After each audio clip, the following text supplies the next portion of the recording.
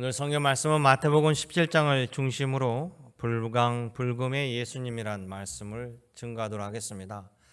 불광불금이라는 사자성어를 제가 썼는데요. 한번 화면에 띄워주시기 바랍니다. 평소에 쓰지 않은 말입니다. 과유불급이라고는 잘 아시죠? 과유, 넘치는 것은 불급, 미치지 못함보다 하고 같다라는 이야기인데요. 그 똑같은 불급입니다. 아마 우리 서해가에 계신 임주섭 집사님이나 알 수 있는 사자성어인데, 불광불급은 미치지 아니하면 미치지 못한다라는 뜻이에요. 미치지 아니하면 도달하지 못한다, 이런 뜻을 가지고 있습니다. 뭔가 이루고 싶은가?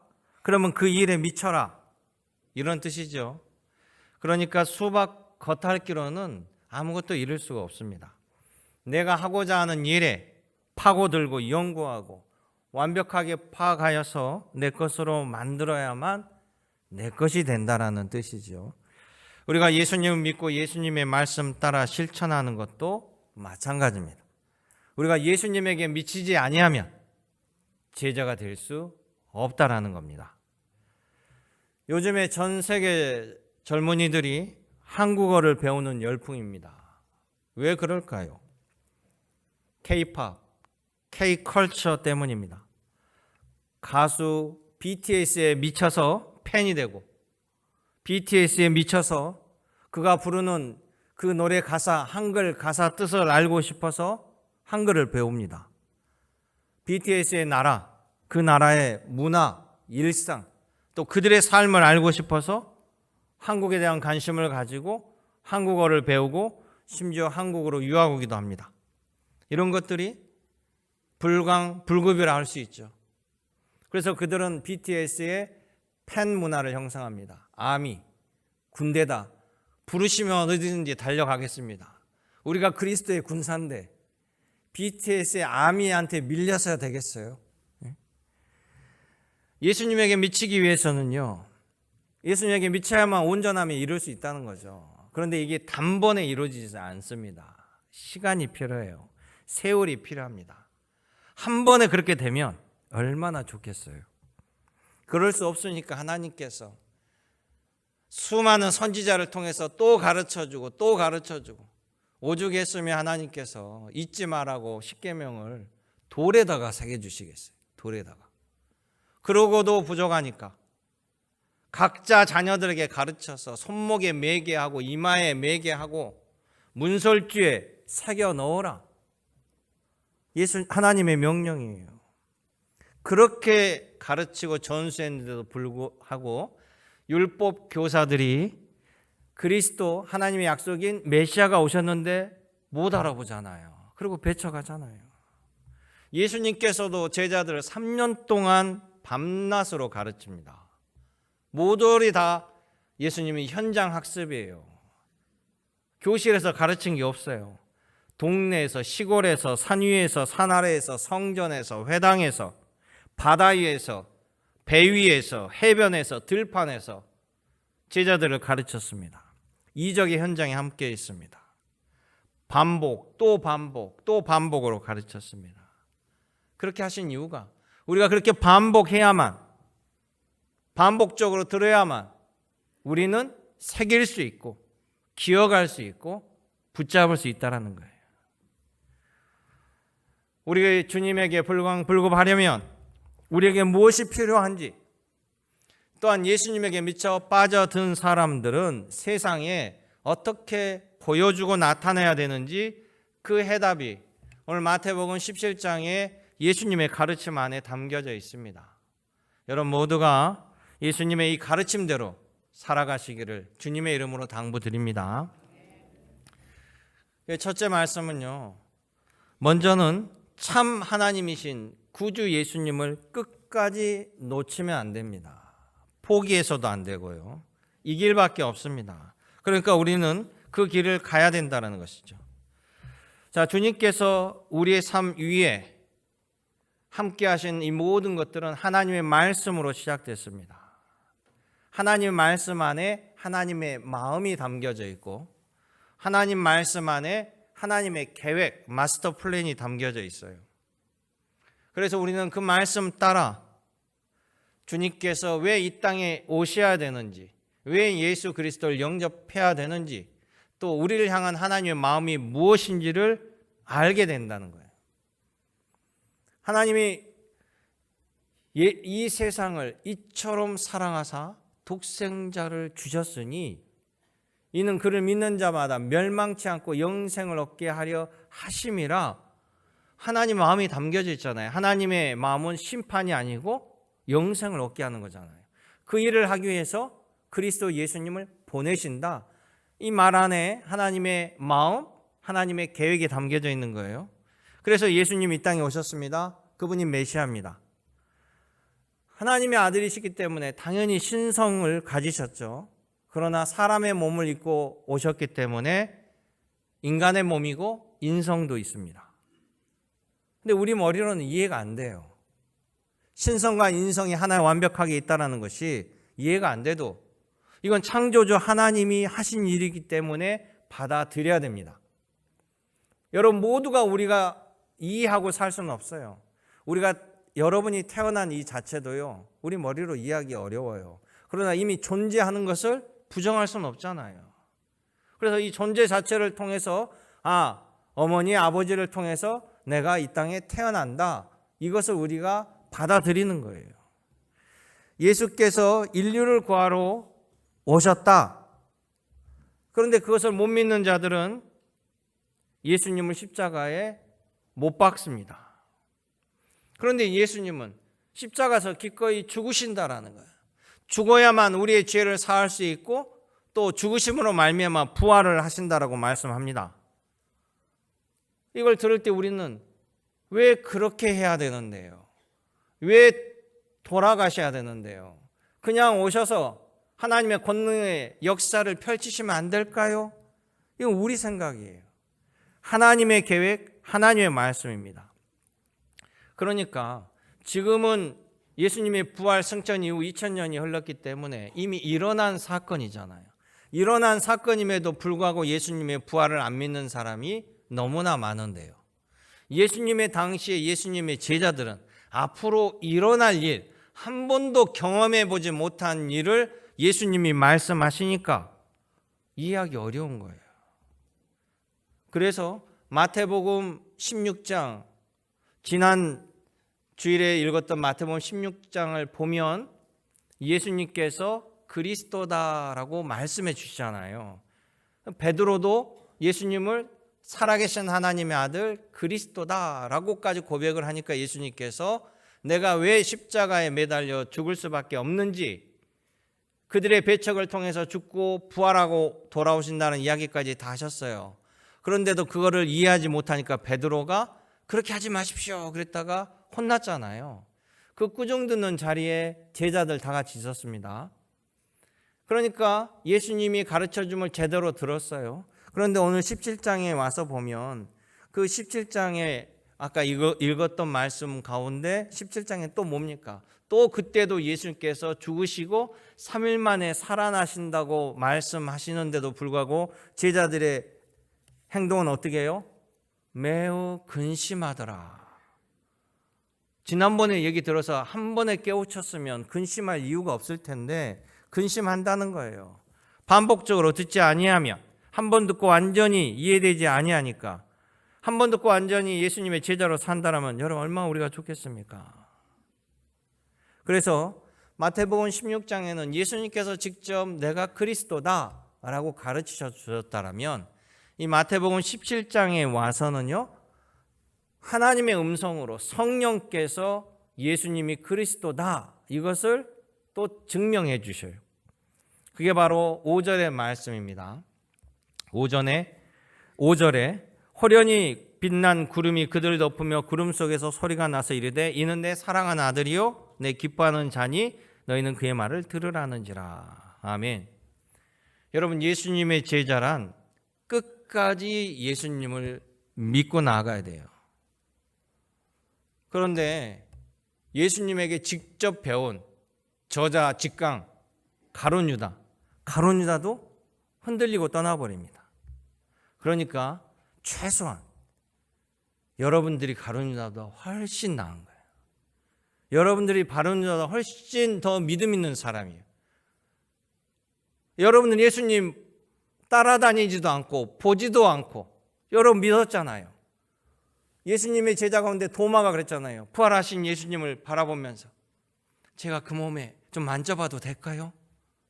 그러니까 예수님이 만져봐라 그러면서 뭐라고 그랬어요? 보지 않고 믿는 자가 복되도다. 할렐루야. 여러분 복 있는 사람이에요. 믿으시기 바라요.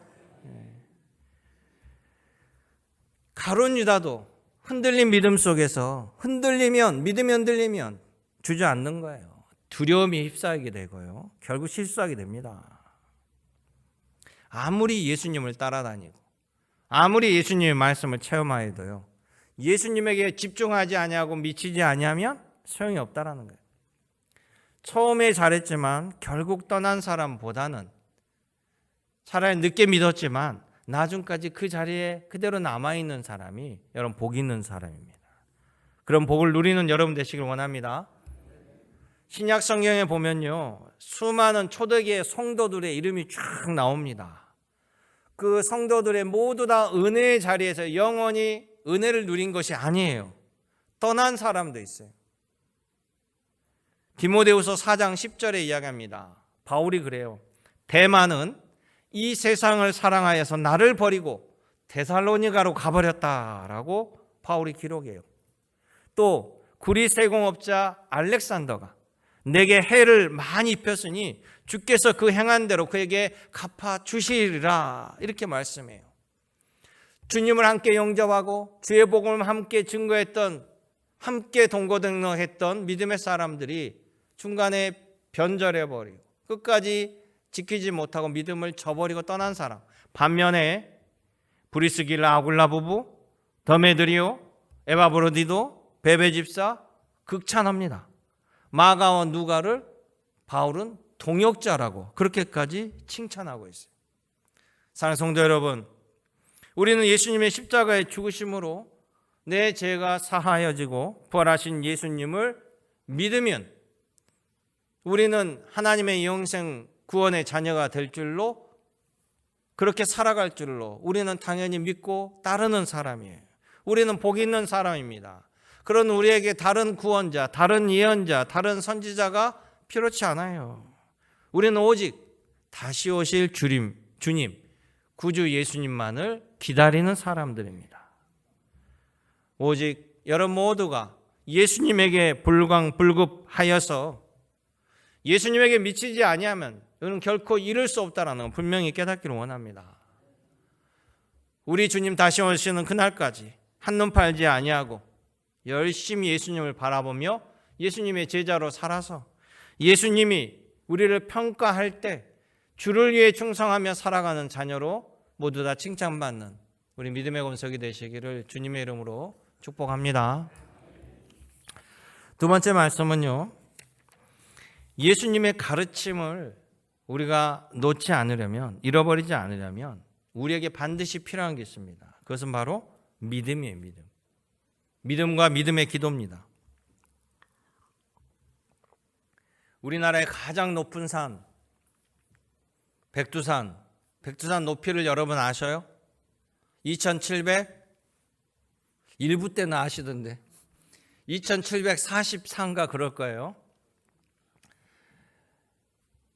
중동에 가면 그 더운 중동의 이스라엘에요, 백두산보다 더 높은 산이 있습니다. 헬몬산. 그래서 저 산이 만년설이 덮쳐 있는 산입니다. 내가 지난번에 얘기한 것처럼 이스라엘에도 그래서 스키장이 있을 수 있는 이유가 저 헬몬산에가 스키장이 있어요.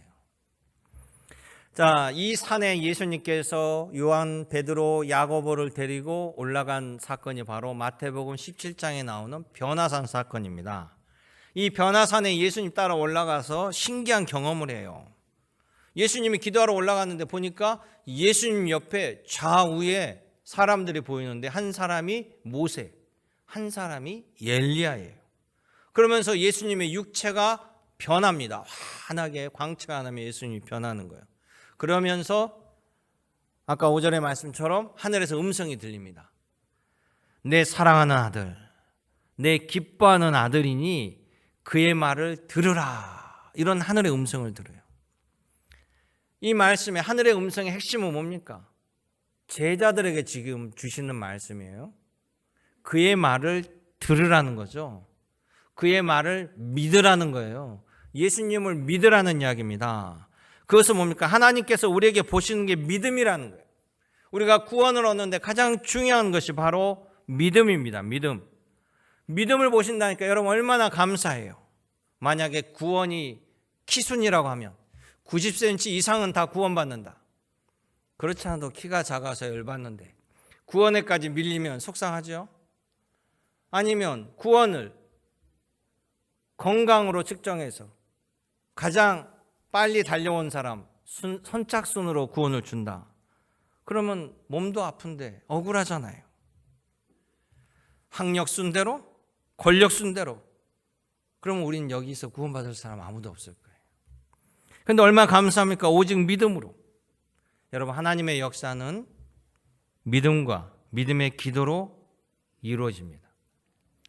예수님의 능력은 믿음이에요. 믿음이 없으면 예수님이 주신 능력이 나타나지 않아요. 자, 이 변화산에서 예수님이 제자들과 내려오니까요, 귀신 들린 아이 아버지가 예수님께 달려와서 예수님 내 아이가 귀신 들렸는데 내 아이 좀 고쳐주십시오. 그러면서 제자들에게 부탁을 했는데 제자들이 못 고칩디다 라고 16절에 이야기하고 있어요. 이미 마태복음 10장에 예수님은 제자들에게 권능을 주셔서 말씀을 증거하게 하시고 또 병 고치는 능력과 귀신을 축출하는 능력을 주셔요. 그래서 이 제자들이 마태복음 10장에서는 귀신을 쫓아냈는데 지금 여기 와서는 못 고치는 거예요. 그러니까 예수님이 그들에게 책망합니다. 왜 못하느냐? 왜 능력이 너에게 왔다 갔다 하냐는 거예요. 한 번 했으면 할 수 있는 것이지 왜 됐다 안 됐다 하냐는 거죠. 그것은 능력이 아닙니다. 요행이죠. 제자들의 실패한 이유가 있어요. 그 제자들이 실패한 이유는 믿음이에요. 믿음. 자, 마태복음 17장 20절 보세요. 이르시되 너희가 왜 실패했는가? 제자들이 물어보니까 예수님이 너희 믿음이 작은 까닭이라. 우리가 그냥 일을 하면 내일이지만 우리가 믿음으로 기도하고 하나님께 간구하며 그 일을 하면 그 일은 하나님의 일이 된다고 했어요. 하나님이 하시는 일이 됩니다. 그런데 제자들이 믿음이 사라지고 믿음이 없으니까 그 믿음 없는 마음이 불신 아니에요. 불신. 의심으로 가득 차고 두려움이 가득 차니까 역사가 일어나지 않은 거예요. 우리 성경에 보면 믿음이 적다, 믿음이 작다, 믿음이 연약하다 이렇게 표현이 나옵니다. 어느 것이 믿음이 작고 어느 것이 믿음이 클까요? 믿음은 물질명사가 아니라서 하나 둘 셋 둘 이렇게 셀 수가 없는 거잖아요. 물질은 추상명사예요. 그런데 믿음이 적다? 믿음이 많다? 믿음이 적다, 믿음이 작다 다 믿음이 없다는 표현입니다. 자, 마태복음 17장 17절을 보세요. 귀신을 쫓아내지 못한 그들을 예수님이 뭐라고 합니까? 믿음이 없고 패역한 세대여라고 분명히 믿음이 없다라고 얘기를 하셔요. 그리고 20절에 와서는 너희가 믿음이 적은 까닭이다. 좀 완곡한 표현을 하시죠. 그러면서 겨자씨만한 믿음이 있다라면 이 산을 절로 옮길 것이다 라고 이야기합니다. 그러니까 이 겨자씨 표현 때문에 자꾸 믿음이 크다 작다라고 우리가 생각하는데요. 여러분, 겨자씨 씨는 씨 중에 가장 작은 씨예요. 참깨보다 더 작습니다. 그런데 이 겨자씨를 심으니까 5m가 넘는 겨자나무가 자라게 된다는 거예요. 그 말은 뭡니까? 씨가 크든 작든 살아있으면, 존재하면, 생명이 있으면, 땅에 묻으면 결과가 나타난다는 얘기예요. 뭐 큰 씨앗이만 열매가 맺고 작은 씨앗은 열매가 안 맺는 게 아니라 열매가 있는 씨앗이라면, 살아있는 씨앗이라면 반드시 결과가 나타나는 거죠.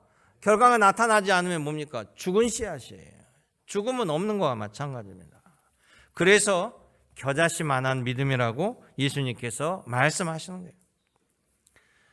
요한복음에 의하면 죄라는 것도요, 결국 하나님 예수님을 믿지 아니하는 것이, 믿음 없는 것이 죄라고까지 얘기해요. 요한복음 16장 8절입니다. 그가 와서 죄에 대해서, 의에 대해서, 심판에 대해서 세상을 책망하시리라. 죄에 대해서라고 하면 그들이 나를 믿지 아니함이라. 아멘. 또 로마서 1장 17절에 얘기합니다. 복음에는 하나님의 의가 나타나서 믿음으로 믿음에 이르게 하나니 오직 기록된 바 오직 의인은 믿음으로 말미암아 살리라 함과 같으니라. 아멘. 여러분, 예수님이 이 땅에 오셔서 병자를 고치시고 귀신을 쫓아내고 이 이적의 사역, 치유의 사역 하실 때 그 말씀을 다시 한번 보세요. 반드시 예수님께서 그들의 무엇을 보시고 고쳐줘요. 뭡니까? 믿음이에요. 그들의 믿음을 보시고 너의 믿음이 너를 구원하였노라. 중풍병자의 친구들의 그 믿음을 보시고 소자야 너가 고침을 받았느니라. 할렐루야. 주님은 우리에게 믿음을 보시는 거예요. 바로 믿음이 여러분 능력임을 믿으시기 바라요. 주님의 능력이 여러분 믿음에 나옵니다. 꼭 그렇게 살아가길 원합니다. 마지막 세 번째는, 그럼 예수 그리스도의 제자인 우리는 어떻게 이 세상을 살아가야 되는가? 우린 세상을 실족하게 만들지 아니하고 세상에게 희망을 주는 사람들이 되어야 됩니다.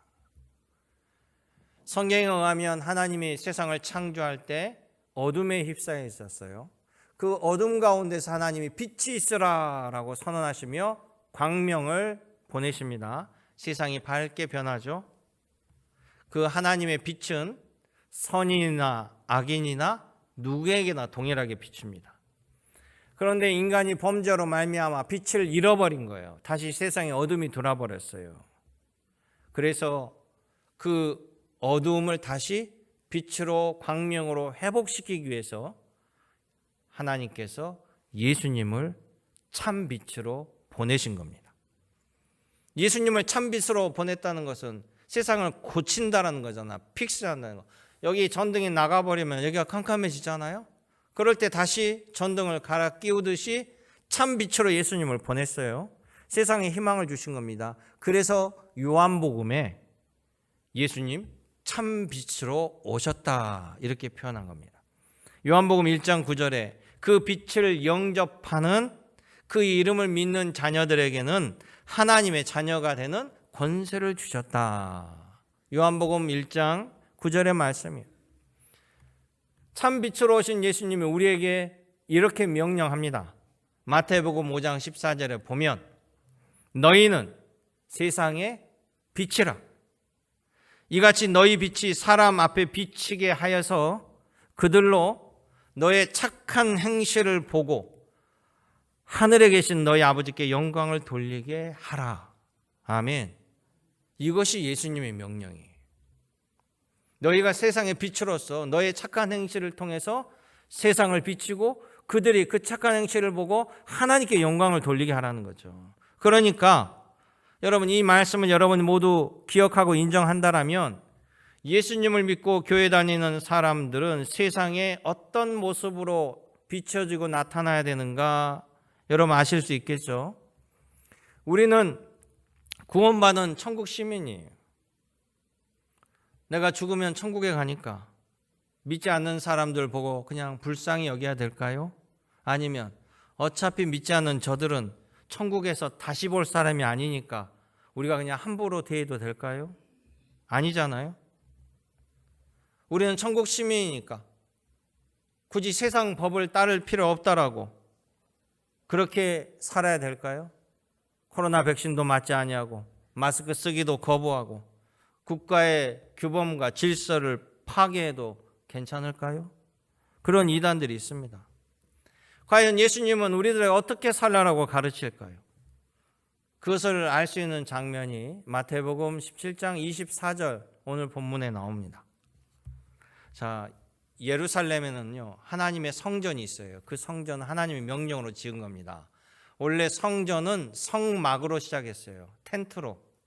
출애굽 당시에 하나님을 제사하고 하나님 만나는 곳으로 성막을 주셨고, 그 성막을 가지고 이동하면서 하나님이 허락하신 젖과 꿀이 흐르는 가나안 땅에 입성하여서 나중에 이 솔로몬 왕 때 예루살렘 성전산 위에, 높은 산 위에 성전을 세웠어요. 그리고 그 성전을 섬기는 제사장, 그리고 성전의 음악과 악기와 또 봉사하는 모든 일들은 레위 지파에게 맡겼습니다.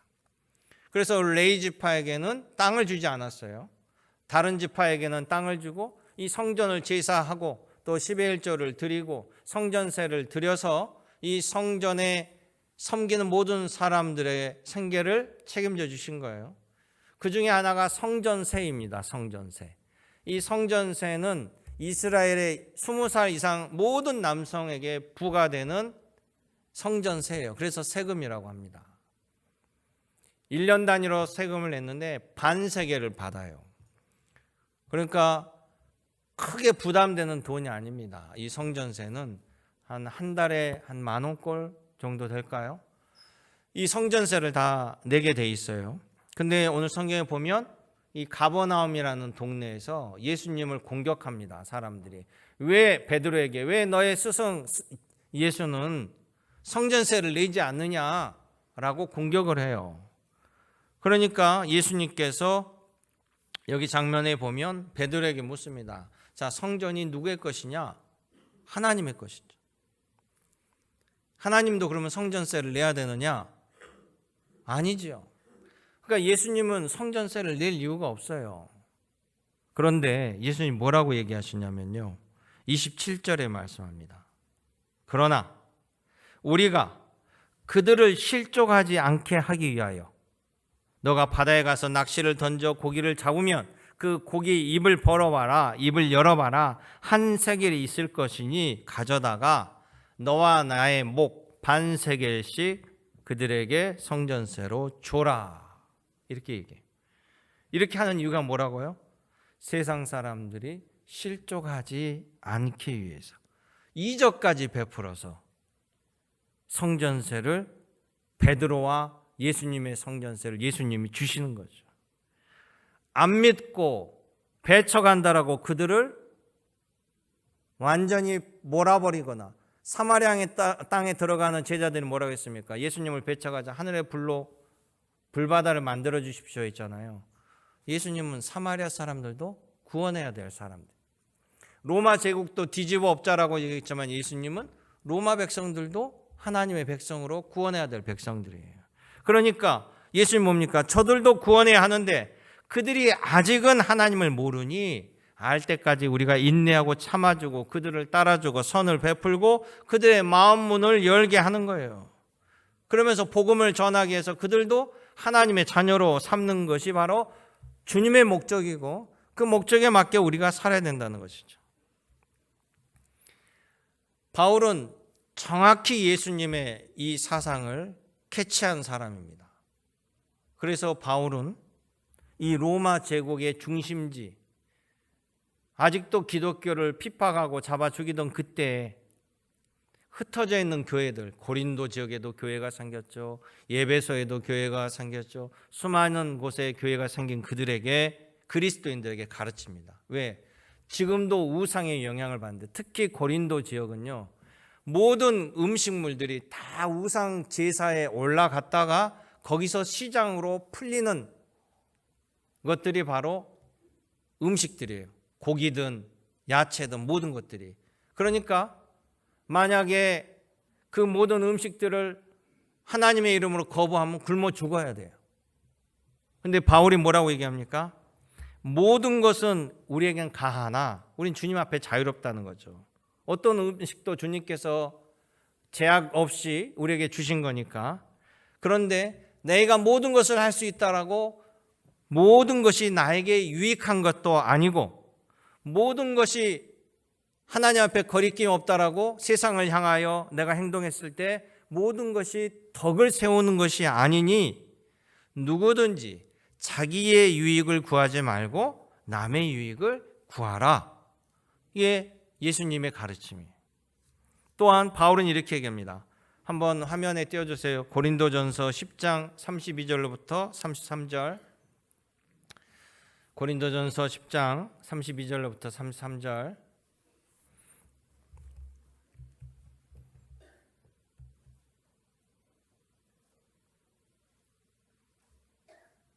여러분이 찾을 수 있으면 더 빠르시면,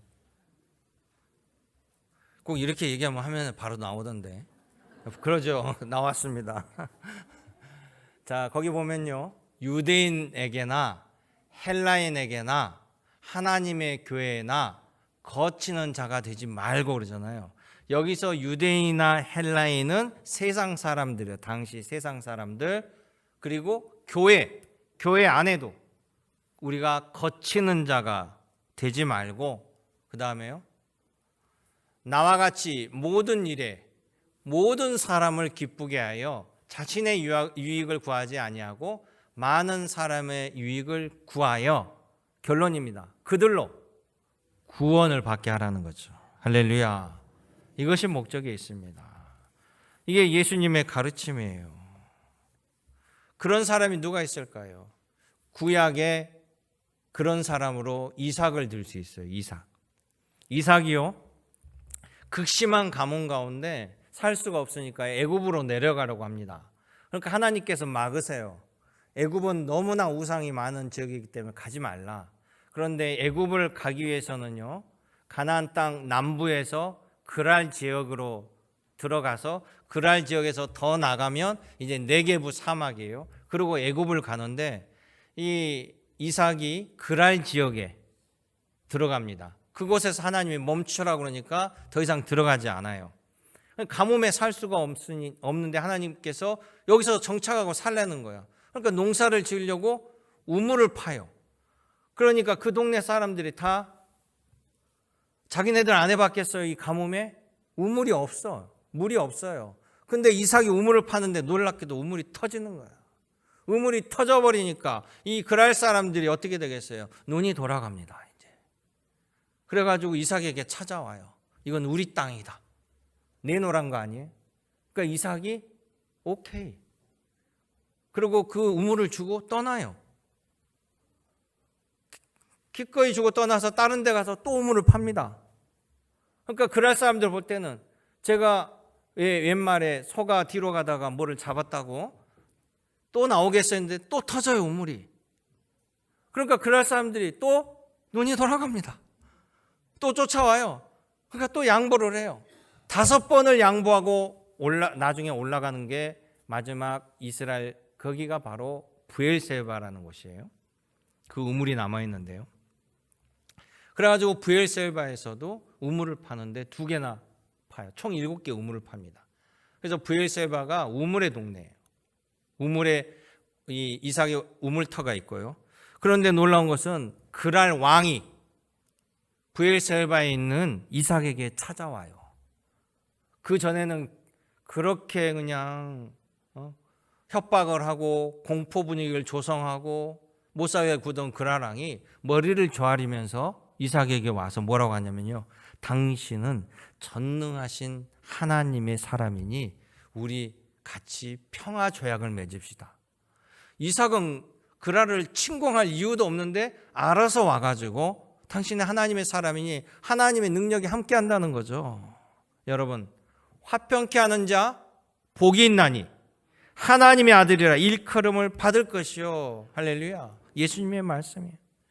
그러게 사랑하는 성도 여러분, 우리 교회가, 그리스도인들이 세상을 실망시켜서 실족시키는 것이 아니라 세상에 희망을 주는 여러분들이 빛과 소금이 되어야 될 줄로 믿습니다. 예수님이 오시는 그날까지 우리들에게 요구한 빛과 소금의 삶을 살아가는 우리 믿음의 권속이 되시기를 주님의 이름으로 축원합니다. 은혜롭고 자비로우신 아버지 하나님, 우리 믿음을 통해서 주의 능력을 입게 하시고 기도를 통해서 하나님 역사를 맛보게 하여 주시옵시고, 그 역사를 통해서 세상을 이롭게 하며 모든 사람들에게 하나님의 영광을 보게 하여 주시옵소서. 언제나 함께 하신 예수님의 이름으로 기도드렸나이다. 아멘.